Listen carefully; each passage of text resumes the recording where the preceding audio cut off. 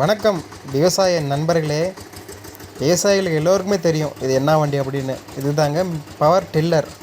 எதுக்கு அப்படின்னா சேறு ஓட்டுறதுக்காக, புழுதி ஓட்டுறதுக்காக சிறு குறு விவசாயிகள் இதெல்லாம் வாங்கி பயன்பெறுவாங்க.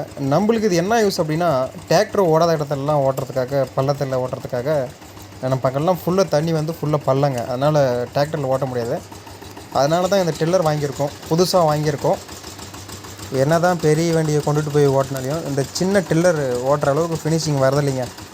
நம்மளுக்கு ஒரே கொண்டாட்டம், அவ்வளோதான். இனி பட்டியை கிளப்ப வேண்டியது தான். புது டில்லர் வாங்கியாச்சு, அடுத்தது கேஜியிலும் வாங்கியாச்சு.